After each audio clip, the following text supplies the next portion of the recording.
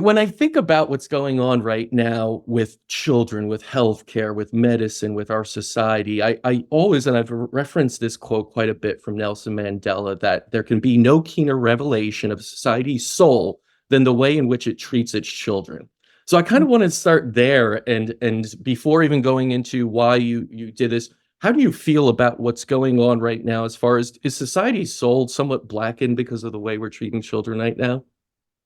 I mean, it's arguable that we are doing a terrible job with the next generation. Whether our soul is blackened or not, I don't know. But I think most people aren't even aware that's a problem until Mhm. they become a parent, or if they're an educator, or if they're in a setting where they see children day in and day out, and they have the benefit of knowing what children looked like 20 years ago as opposed to today. So there's many people that, again, are not aware of it until they actually see it in front of them. And for many people, that's when they become a parent. And when they become a parent, they start realizing there's an issue when their child has some kind of symptom or diagnosis, and it's not a symptom or diagnosis that they've seen before in their family. And, so people are starting to wake up to this. But we do have a massive, massive problem that I don't even think the current statistics are capturing. So you said Yes. 54% of American children have at least one chronic illness or diagnosis. That's a statistic from 2011. Hmm. And there's no epidemiologist that I know of that has done a further study into where we are today. Over 10 years later, what is it? Is it 70% of kids? Is it 65? We don't even know. But if you're somebody who deals with children on a day in, day out basis, you see it. You see the symptoms, you see the IEPs, you see the diagnoses, you see the problems, you see the special ed classrooms. I mean, it's a massive tsunami. It's a tidal wave of issues. And I just don't think people are even aware that it's there yet. Like, speaking of general society, we just don't see it yet. It's true. I mean, these numbers, you always have to question these numbers. As we've seen, medicine can do a very good job at showing something in one light or the other, depending on where the money goes. Right. Uh, but you have to realize that more and more children, if you just look anecdotally at your own experience, right? When I was growing up, it was very rare. There wasn't a word really for autism.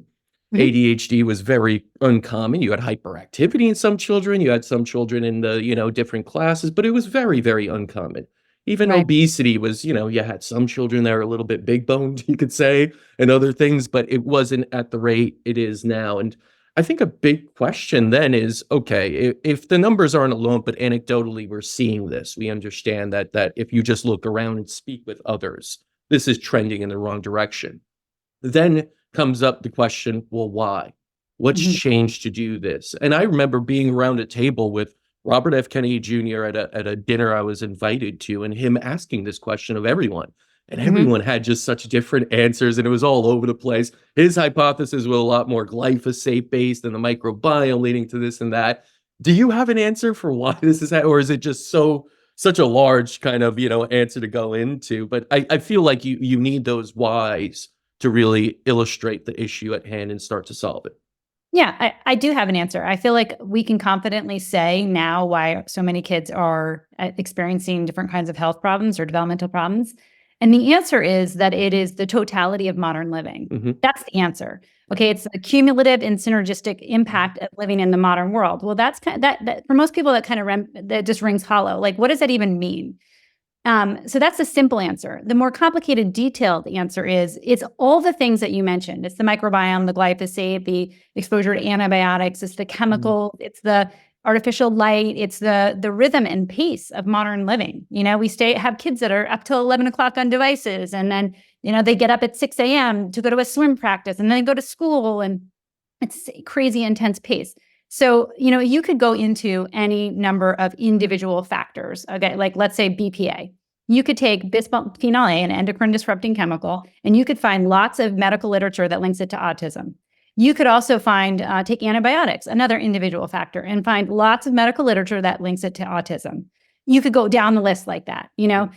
Proton pump inhibitors, and it's linked to autism, sanitizing chemicals, and they're linked to autism. There's so many factors. So what we call this is the total load. Again, the total load means the cumulative and synergistic impact of living in the modern world. And essentially it means our kids have too many things in their day-to-day life, as well as what they were affected by, prenatally and neonatally, and not enough health supports So like your body has a certain level of resilience, right? And that's dependent upon what kind of stressors it has and what kind of supports it has. And so you think about supports would be like nutrition, exposure to sunlight, fresh air, clean water, movement. Those are things that make you more robust and more resilient, right? But our kids coming into this world not getting those supports, right? Because we're inside all the time and we're eating processed synthetic food that are nutrient depleted, no supports. And then you're asking these little tiny bodies to deal with a chemical overload, to deal with electromagnetic radiation, to deal with artificial lights that are stressing the body. And that's documented in the medical literature too.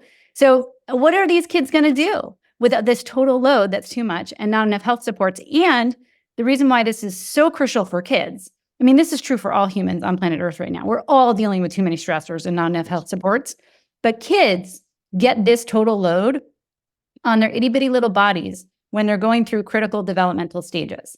So like the body is learning how to see, how to process visual stimulus. It's learning how to hear and process auditory stimulus. It is learning how to walk, how to talk, how to interpret complex, nuanced human relationships. That's what a normal human baby needs to do as it goes from 0 to 3.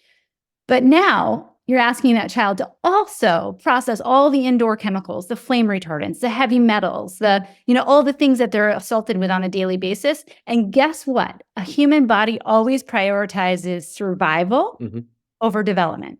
So what happens? They're going to prioritize survival, and then they're not going to develop along their normal trajectory. And that's where you get the neurobehavioral and neurodevelopmental conditions like autism and ADHD and learning disabilities and all these kinds of things that are a function of development. So our kids are, absolutely bearing the brunt of modern living and its negative effects on health because they get it when they're developing. And so they're stuck, Yeah. It's such a multi-systemic, multifaceted issue. You're right. It's the food supply, it's medicine in general, and all these things you could lead up to the thousands of things that impact a child on a daily basis.